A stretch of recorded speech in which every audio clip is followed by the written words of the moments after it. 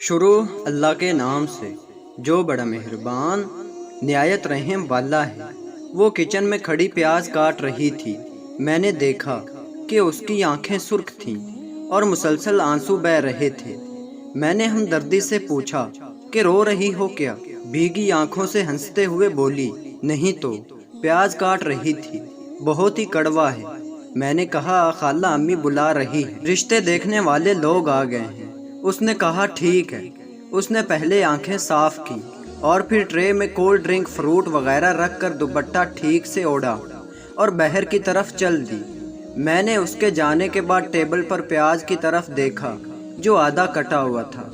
बाकी प्याज मैं काटने लगा और हैरत का झटका मुझे तब लगा जब पूरा प्याज कट गया और न मेरी आंखें जली और न इनमें पानी आया।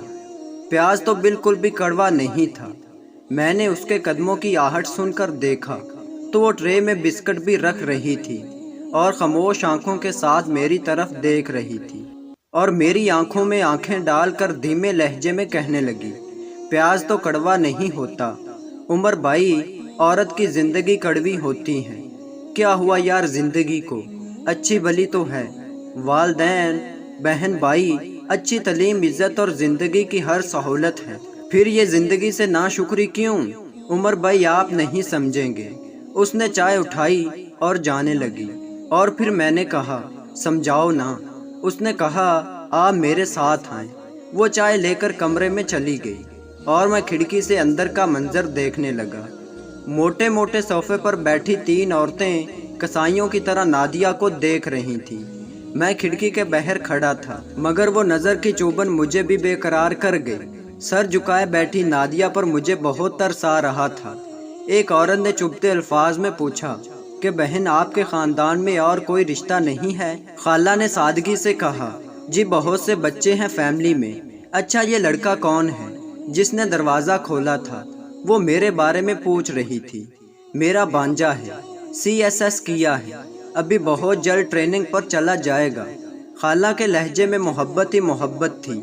देखो बहन, अगर ख़ानदान में इतने अच्छे लड़के हैं तो आपकी बेटी के लिए रिश्ते करवाने वाली मासी क्यों कोशिश कर रही है? नाराज़ ना होना, मैं तो सीधी बात करती हूँ।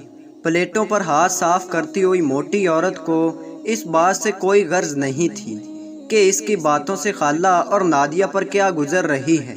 कहने लगी, अगर किसी अच्छी भली नज़र आने वाली लड़की को ख़ानदान में रिश्ता नहीं मिल रहा होता तो उसका मतलब है कि लड़की में कोई खराबी है। नादिया उड़ी उड़ी सी रंगत और कांपते हाथों से ट्रे लिए बाहर निकली, मेरी तरफ एक नज़र डाली और फिर किचन में घुस गई।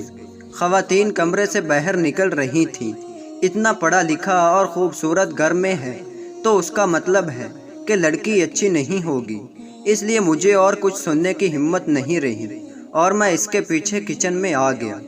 वो हाथ में प्याज लिए खड़ी थी और आंखों में आंसू का सैलाब था जो गालों पर बह रहा था।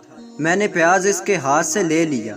प्याज तो कड़वा नहीं है, जिंदगी कड़वी है ना, तो ये जिंदगी मुझे दे दो। मैंने इसके आंसू अपनी हथेलियों पर सजा लिए हैं। ये बहुत कीमती मोती हैं, इन्हें ज़ाया नहीं करूं।